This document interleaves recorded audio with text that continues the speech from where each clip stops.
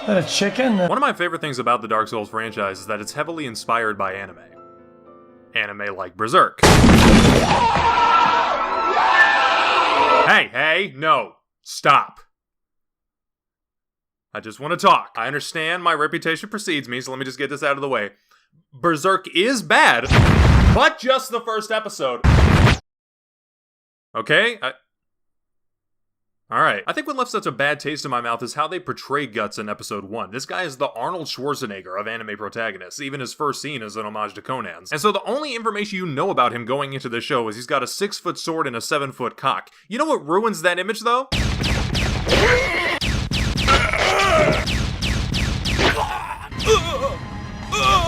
Stop it!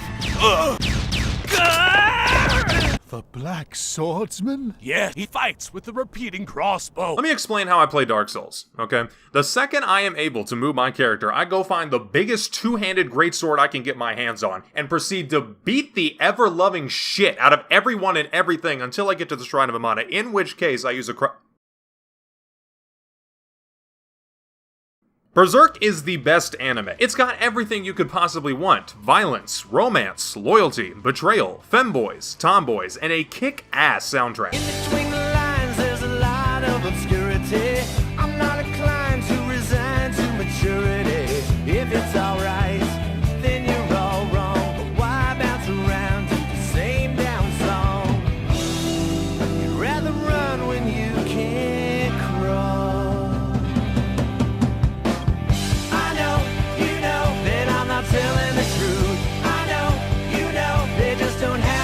Now with that said, you're probably wondering why this video is entitled Berserk is the best anime ever made. Well, that's the thing, it's not technically made, now is it? And by that I mean it's not finished. And it probably never will be. The best we ever got was the original 1997 anime, which covers the backstories of the characters great, but then they never made a second season. At the time, there wasn't enough in the manga for them to adapt, so the team was resolved. And from their complacency bore a hellspawn the likes of which the devil himself would shudder to speak lightly of.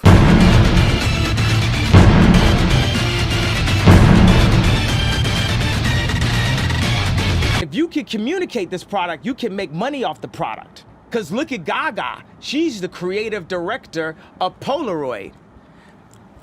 I like some of the Gaga songs. What the fuck does she know about cameras? Imagine the Star Wars prequels in anime format. That has been Berserk ever since the turn of the millennium. It's so bad it's good to the point that the memes have more effort put into them than the original product. Like, okay, was the 97 anime perfect? No. But even its worst episode is 1,000 times better than how people prefer their anime to be nowadays. Very well, Peter, you leave us no choice. Men, form up Crippletron!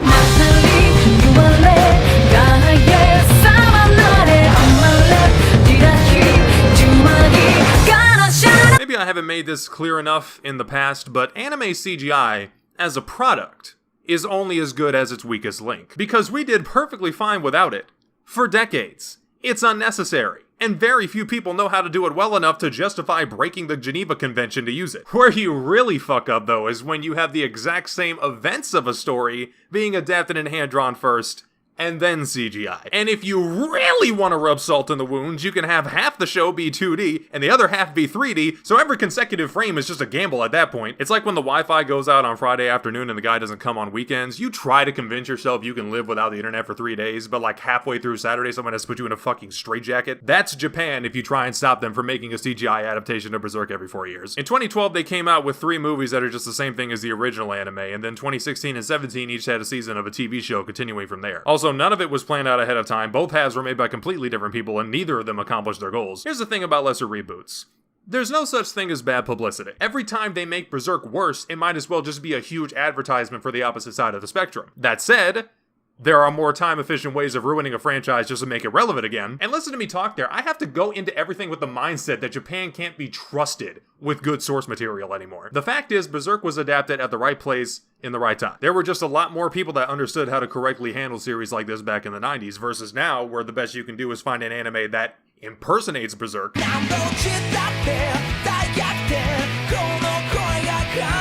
Now, that's not to say we're completely doomed. Here's an idea. Imagine From Software making a Berserk anime. And by that I mean someone just waves a magic wand and transforms them into an animation studio. What kind of red-blooded man would be able to turn down something that promising? These people clearly understand and respect everything that made the original Berserk as amazing as it was. You got the imagery, you got the boss fights like Artorias, you got the literal gut sword that you can just have and then realize it's terrible, you should never use this. These stats are fucking awful. But since that's never gonna happen, yeah, you gotta watch the original anime and then start with Chapter 88. Don't worry about rushing to catch up though, since the guy that made Berserk is dead. Wait, what the fuck?! Miura died to an acute aortic dissection at the age of 54.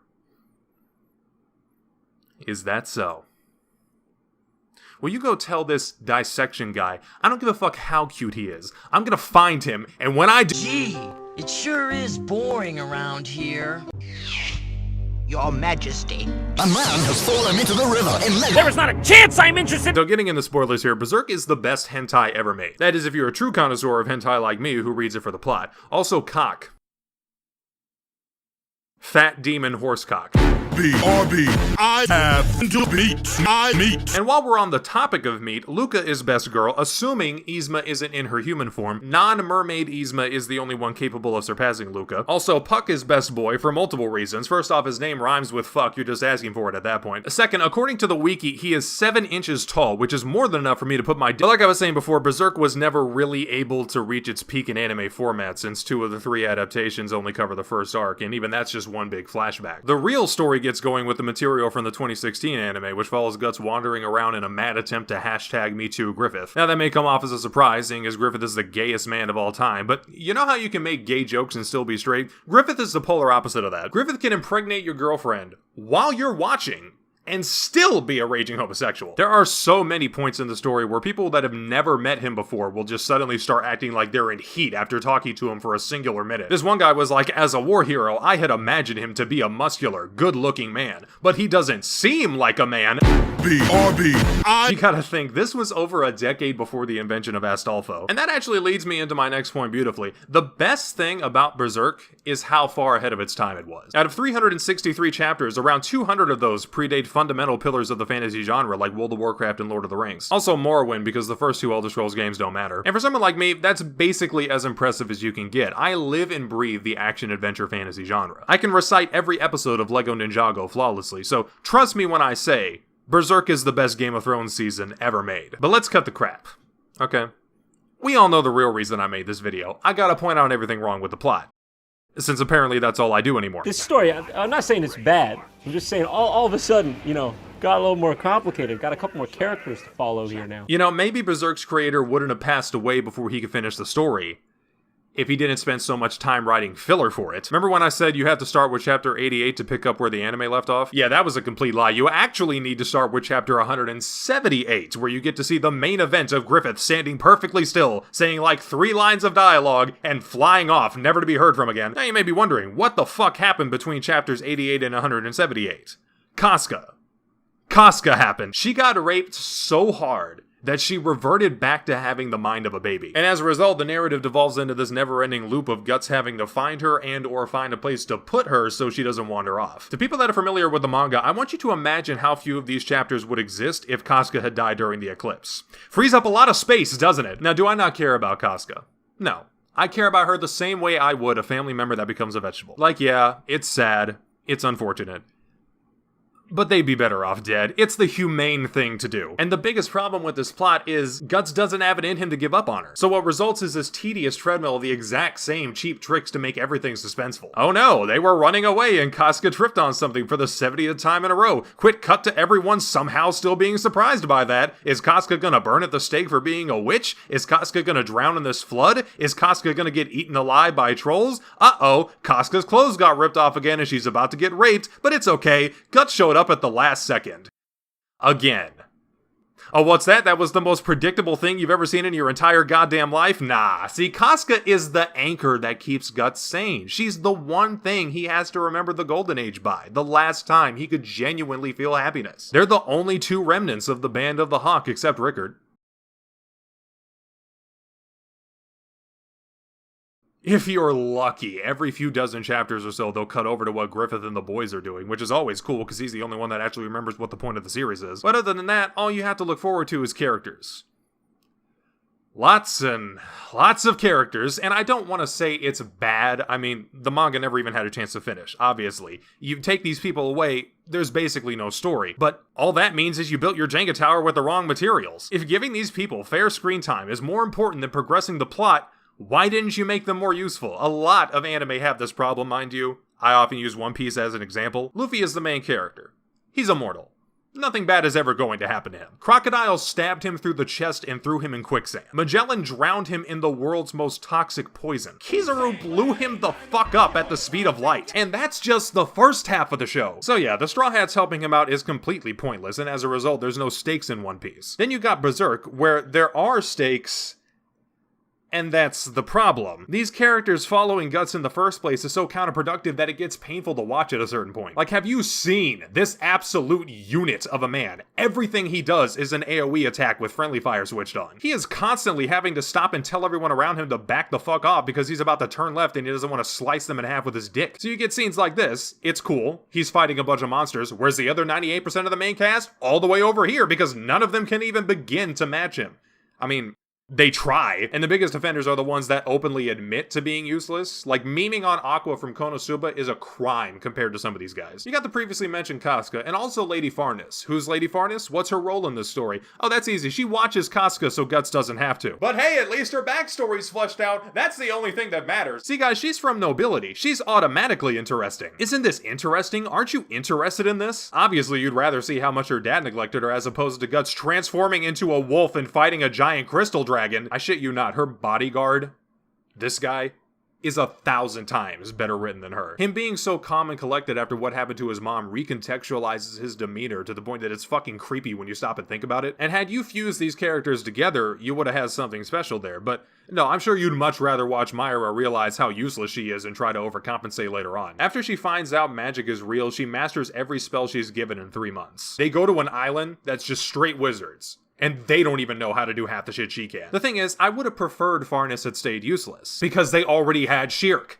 Mega Man Zero looking ass. Now I get it. You can never have too many wizards, obviously. But come on, this isn't a video game. Ability overlap doesn't help the meta or anything. And that's not even the only example of this problem. Puck is the wisecracking elf sidekick, right? For some reason, Shirk also has a wisecracking elf sidekick. It's like the economy of what these characters exist to do is so oversaturated. I've never seen something like this happen so blatantly. And again, I wouldn't even care if stopping to develop these characters didn't take time away from finding Griffith. So let's get rid of the people that don't matter.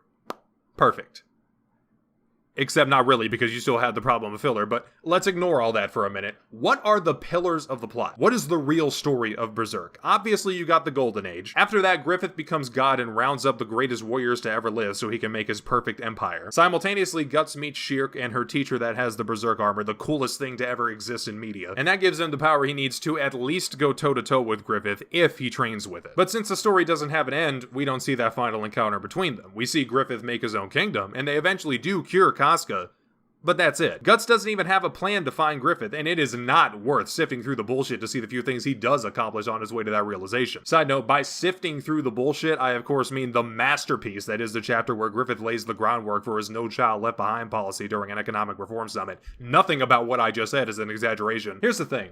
This series is about Guts swinging his sword. Just look at the intro or the vast majority of Tankobon covers. But that premise is something that shows its face less and less as the manga goes on, to the point where you even start to become numb to the occasion of it happening in the first place. There's a reason I don't review manga. After 300 chapters or so, still panels of action can only stimulate me so much. Hence, anime. And so the only thing I can latch onto in the manga is the characters and their arcs, which is not good because Serpico and Farness are the only ones that have arcs, unless you count Shirk wanting Guts to penetrate her luminous body with his dragon slayer. This is why when they flash back to Guts' childhood in the middle of the Fantasia arc, you're blown away because the manga tried to wean you off of that type of storytelling and you gotta get used to it all over again. You know how some of the best episodes of Doctor Who are the ones right after he loses his companions? It's a lot more small scale and serious because you don't have the usual comic relief. The Spring Flowers arc is basically the same concept. It's just 3 chapters of Guts and Chich, who by the way was actually best girl all along and you didn't even notice. With the little screen time she has, she's so much more emotionally impactful of a character than someone like Casca, and you are going to cry at the end of this chapter, it's a guarantee.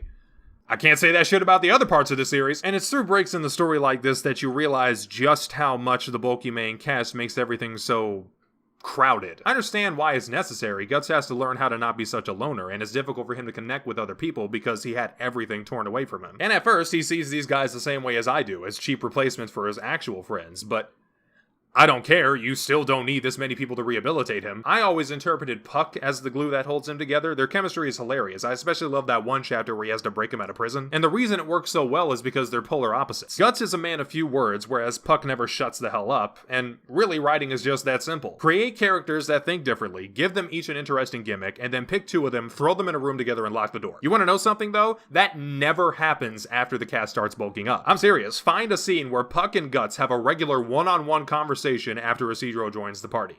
It's impossible. And that pissed me off so much that I rewrote the entire series. First off, everyone dies at the eclipse. Guts is a lot more unhinged until he finds Puck. Then, the second they meet, that's when you flash back to the Spring Flowers arc to show why someone as grumpy as Guts would ever allow himself to befriend an elf in the first place. Then keep the Lost Children arc and the beginning of the Conviction arc all the way up to this scene right here. After getting captured by Guts, Farnus just walks off with Serpico. I never understood this. Why did he just let her go? He said he was going to interrogate her. Was the horse's dick really that distracting? Also, why does Farnus have to leave just to eventually loop back to join up with Guts? That's too many riding hoops to jump through, no. In my version, there is no Serpico, and Guts doesn't let her out of his sight. Instead, she is the tsundere of the series, and they both constantly clash with each other. And the reason you have Puck there is because he needs to be the intermediary between them. Also, you don't learn about Farnus through segregated flashback chapters. She explains her ideals through natural conversation, with Father Among Us turning out to be an apostle still being the reason she comes over to Guts' side officially. Then they meet Shirk and the old lady, get the Berserk armor. Farnus also decides here that she wants to become a witch so she can do the fusion thing that Shirk normally does with the armor. They stay behind and regrow the treehouse after the war demons burn it down. Then Falcania is created and the 4 catch wind of the situation. Guts goes through a training arc with Farnus, and by training I mean fucking. Like, let me just fuck violently. Let's fuck violently. Anal terrorists. There is no Fantasia arc. Guts just walks right into Falcania and murders all the war demons. Then him and Griffith kill each other. The end. Now, that took me 10 minutes. Would you rather watch that or the Casca show starring Casca?